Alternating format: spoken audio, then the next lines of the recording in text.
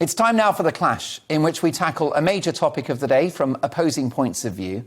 Now, the Queen's recent bout of ill health has brought into sharp focus the huge responsibilities that will fall upon the shoulders of Prince Charles when he eventually, and let's hope it's a long, long time from now, accedes to the throne.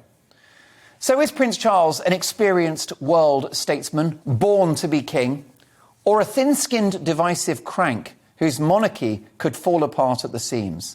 To debate this, I'm delighted to welcome two friends of mine, Grant Harold, the UK's top etiquette expert, royal commentator, a regular on this show, and most importantly, a former butler to Prince Charles, William and Harry. Also to debate this, I'm delighted to welcome former Labour MP for Ealing North. Frankly, the party's not been the same since he left. It is the one and the only, I'm delighted to say, Stephen Pound. Chaps, welcome to the show. First of all, Grant Harold, do you think there's an argument for skipping Charles and giving the gig to Prince William, given his youth, given his popularity? Good evening, Matt. Good evening, Stephen. I've been asked this question many times by many friends. Do I think it's possible that Prince Charles could decide not to take on the position of being king and step aside and pass it on to William? And I actually do believe that we would never see that happen, because Prince Charles is very much, he's very traditional. He obviously wants to follow the tradition of monarchy, which obviously means that when the time comes, and I hope it's many, many years away, but when the Queen is no longer with us, that then he would then take it on. And I think in a way it's also being inside and witnessing how difficult it can be, the schedule, the job as such. I don't think it's something he would want to pass on to his son until he's no longer there. I think he would want to obviously take that, dare I use the word burden, take that burden and not let it be passed on until he's no longer with us, and then it has to be passed on. Grant, I would describe William as king ready. He's young, he's got energy, he's got experience, he's hugely popular. And I think that if he were to become king, and we can't stress enough how we hope that will be many, many years from now, but if he were to become king, if Charles were just to say, look, I'm going to pass the baton straight to my son, I think that's the monarchy secured for the next 50 years. I totally agree with you as well, because I also am aware of the popularity. I see the polls. I'm aware of the popularity of Prince Charles. I'm aware of the popularity of Prince William and the Duchy of Cambridge. And as you said, I have no doubt that if for whatever reason Prince William suddenly became king, it would of course secure the monarchy. But at the same time, it's difficult to say without Prince Charles actually taking that role on. It's difficult to know what public opinion might go the other way, but it could change, and more people might be in favour and think this is great having I was going to say King Charles, or it could even be King George as a king. So only time will really tell. But as you said, I mean, that's the wonderful thing is that with William and with Catherine, with Kate, is it has got that security and that future. So I think the whole family are aware that, assuming the line of succession goes the way it should, that at least it does secure its future. For sure. Well, look, Stephen Pound, former voice of reason in the Labour Party, what's your view on this? Sorry. You can quote me on that. You've just ruined any future I ever had, mate. Your career is over. Well, what do you think? Tell me about this. You know all about... Magnificent. Yeah, go on. Sorry. I know why Grant was such a magnificent factotum, and amanuensis, call it what you will, because, you know, that is such a gentle, sweet, really kind way of looking at it. Unfortunately, I feel that it's actually wrong. And I think that the one thing that Republicans in this country would actually like to see would be Prince Charles acceding to the throne.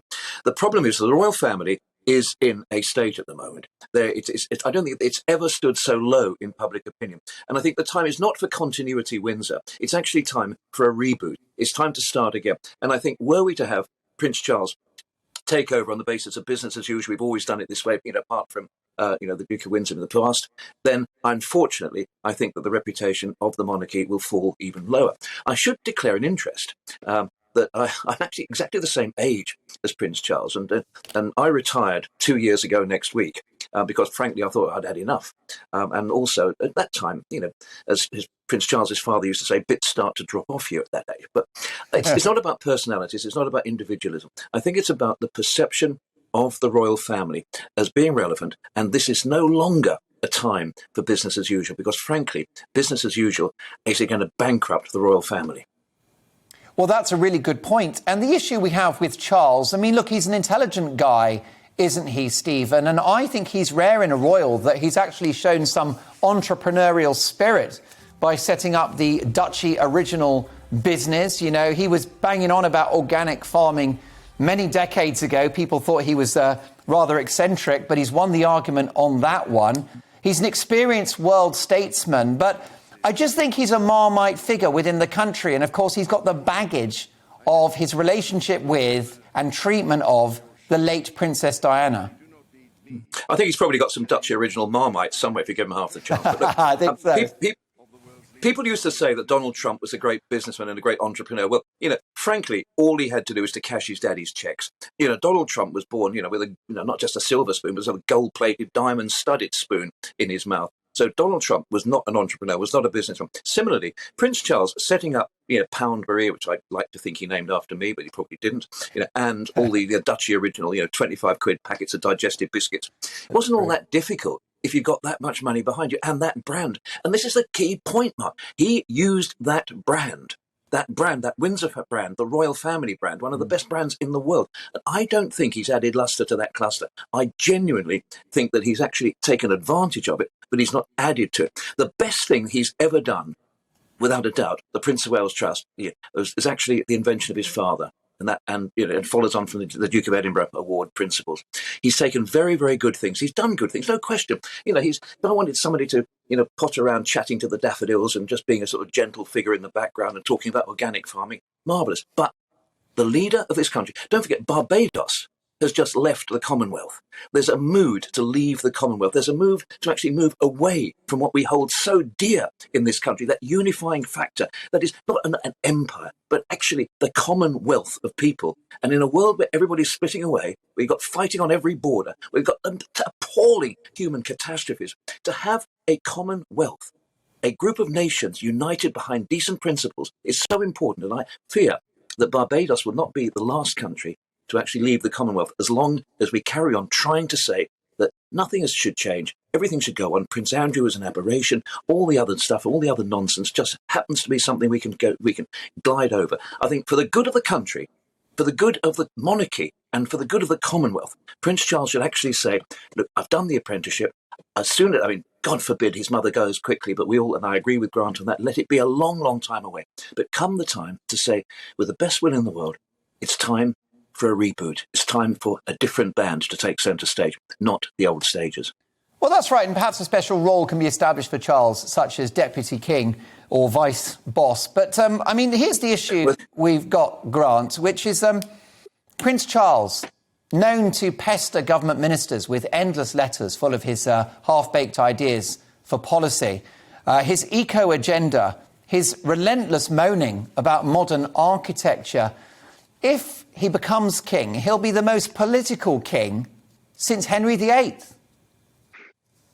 Well, can I quickly say that when we mentioned about the Dutch originals, they're very good. I just want to quickly mention that, but I'm not. They are nice. They are good. This is the thing. Obviously, as a a king, he cannot meddle. This is something that the Queen has been very good at, and it's vital that any future monarchs do not do this. And I'm sure the one thing about Prince Charles is that if and when he does become king, he will want to become King Charles or King George, as I mentioned, but he won't want to be King Charles or George the last because of making mistakes or getting it wrong, because you get one chance. He will get one chance, and all he has to do is put one foot wrong, and that will be it. And as we've already said, his son is waiting in the wings. I don't think his son's going to suddenly want to take that role from him, but if the monarchy, for whatever reason, ends up being in a crisis when he is king, then I could quite believe that it would then be passed on for the sake of making sure that the monarchy continues, because that's what it's all about. As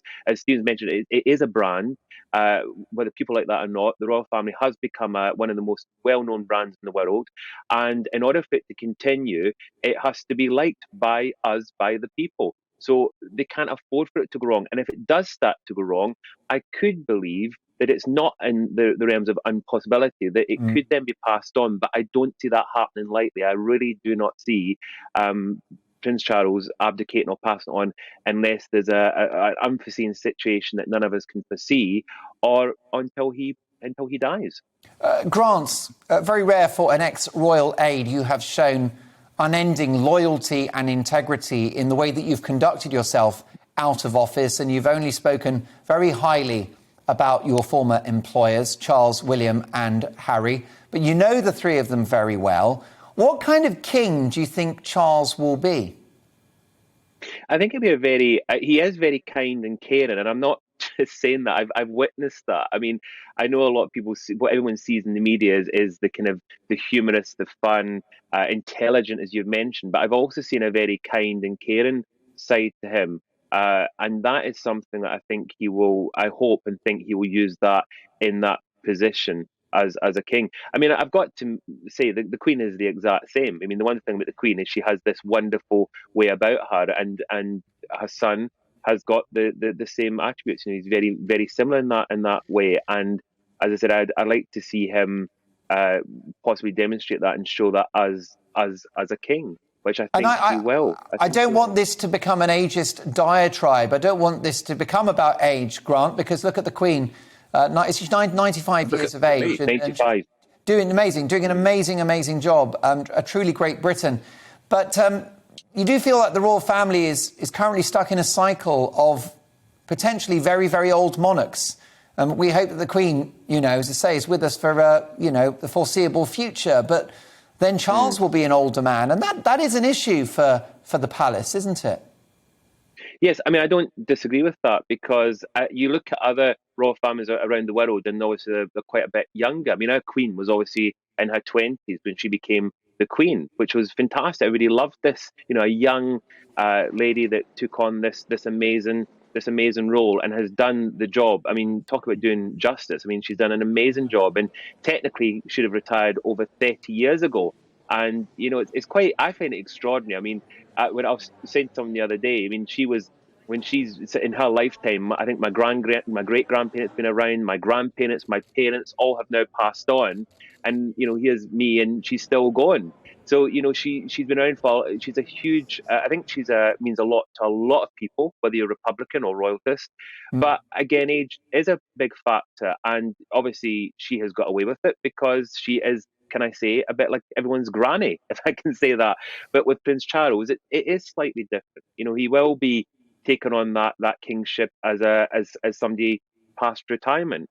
But he has spent over 50 years in that role training. So I can understand when people then say, but we'd rather have young blood. We'd rather have his son, who at this moment in time is in his 30s. Catherine's obviously in her 30s. They've got a young family. So, I mean, there's all those kind of positives. Of course they are. But as I said earlier on, knowing the kind of man that he is very much about tradition and protocol. And I honestly would be shocked if he was to turn around and suddenly say, I'm not going to do it, I'm going to pass it on. Because, and not, as I said earlier, it's also this burden. And I know people say, well, how is it a burden when you live in castles and palaces and you get this amazing lifestyle? And it is a wonderful lifestyle. I've witnessed it, I've been there. But I'm also aware of how difficult it is, and the fine lines that have got to be treaded, and the workload. I've seen all of that. I'm sure Stephen has as well from his time. You witness all this. So I promise you, if somebody offered it to me tomorrow, I'd leave the country, because it's not something that you would want to take on lightly by any means. You'd follow Meghan Markle to Los Angeles, California. Grant, I'll go for the weather. Just briefly, I mean, knowing Charles intimately as you do, he would clearly be devastated if he were not to become king. Yes, I think he would. He's waited, hasn't he? He has waited for this gig. Yeah, I think if you waited 50 years for that promotion, and then suddenly somebody at the end of that, you're ready for that final little bit, and then somebody says, "Sorry, you're not going to get it." It would, of course, it'd be devastating, because it's something you wait. And of course, if he decides that he doesn't want to do it, then that's very different. Yeah. But at the same time, it's a horrible thing, isn't it? Because the only way he gets that position is when his mother's dead, and it's an awful thing. That's the worst part about monarchy, isn't it? Having to wait for your parent to be dead for you to get the top job. Yes, and if it has to be another 20 or 30 years, then bring it on, because we love our Queen. Stephen, final thoughts on this? Yeah. I mean, I know you're not the biggest cheerleader for the monarchy altogether, but When Charles does become king, which is expected, can the monarchy survive King Charles? Do you think that it will remain intact by the time it lands on William's lap?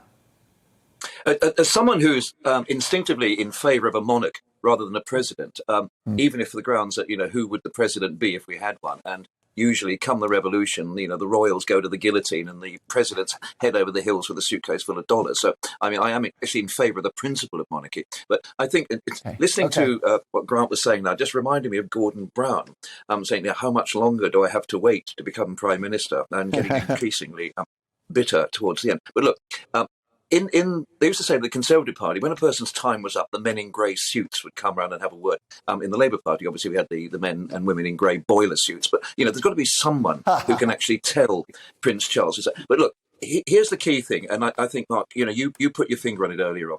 We've got an intensely political heir to the throne.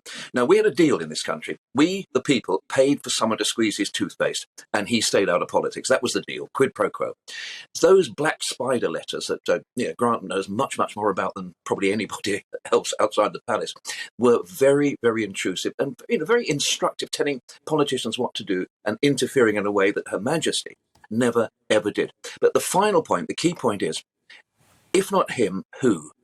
And I think in this particular case, we do actually have, to use Boris Johnson's phrase, an oven-ready alternative. We have, in William and Kate, we have a marvellous couple who could really lead this country in a modern way, which would strengthen the monarchy, which would hold the Commonwealth together, would actually move away from some of the difficulties that we've had. And I honestly think that the argument against the royal family would run into the sand and disappear like the mist in the morning if we had King William the third, fourth, and Prince and Queen Kate the First. So that's my case from someone who's instinctively would be Republican, partly because I still feel it rather difficult to think that as a Roman Catholic I'm excluded from the royal family, because you cannot be a Roman Catholic and be an heir to the throne, which I still think is a little bit difficult. Yes. On the other hand, I think William and Kate represent a modern world, an inclusive world, an intelligent world, a world that actually relates to ordinary people. Kate's grandfather was from the pits in the northeast. She was brought up in Southall. These are modern, decent people, and I think they could be the saviour of the monarchy. I think they can actually make the monarchy go forward and have countries join the Commonwealth rather than leave it. Sadly, I think Prince Charles has to be told that, like Gordon Brown, he may well be the person in waiting, but he's not actually going to get the job. Grant Harold, finally, while I've got you, the Queen is said to be upset over a new BBC documentary about alleged warring between members of the royal family. The allegation of the documentary is that various members of the royal household are briefing against each other in the press. The palace is reportedly unhappy with the corporation, who are said to have refused to let palace officials or members of the royal family watch The Princes and the Press before it's aired on BBC Two tomorrow. What's your reaction to this? Following the disgraceful interview by Martin Bashir of Princess Diana, do you think the BBC's got a problem with the royal family? I hope not. I don't think so. But it's interesting when they say the Queen's kind of furious, because it's difficult to know without obviously speaking to her or being there. But the thing I remember the Queen is, I find that very hard to think that she ever gets annoyed about anything. I'm sure she does. But, I never kind of witnessed those kind of things with any of them. But it's quite difficult, because when you have these kind of programs getting aired and people are discussing them, of course it's frustrating when you're watching them and listening to them and you're not able to voice. The thing about with the Queen, as we know, she's never kind of voiced anything or said anything. So even if it's untrue or true, she doesn't say anything. It's a bit like her mother. I hope I'm right saying that, but I think the Queen mother was the same. Never voiced or did any interviews or said anything, which is a good way to be as well. But it is difficult for them. And I think sometimes it wouldn't surprise me if they do say something to somebody so that it does get their view out there. But it's a difficult one. And just to quickly mention, going back to what Stephen said a second ago with Prince William when he becomes king, I actually had to check this myself. It's William V, just for reference. I Googled it a few days ago because somebody asked me the same question and I didn't know. So I Googled it. I hope I've got that right. I'm sure we'll be getting viewers getting in touch if we've got this wrong, but I think it's William V. When the day comes, but hopefully in many, many years. Check out William Grant's, IV preceded Queen Victoria, didn't he? Oh, is that it? Well, Exactly. I'll tell you something. When it comes to historical knowledge, you've both got me knocked into a cocked hat. I said that slowly. Grant Harold, it's so brilliant to have you on the show. Etiquette expert. Do check out his Twitter feed, actually. He is an expert, a world-renowned expert on etiquette and politeness. Of course, he has served British royalty for many years with distinction. And speaking of serving with distinction, former Labour MP for Ealing North. Do come and see us again soon. Stephen Pound, thanks for your time. Welcome to the GB News YouTube channel. You can watch us live 24 hours a day, catch up on your favourite shows and join in the conversation in the comments below. Don't forget to subscribe and you'll never miss any of our exclusive content.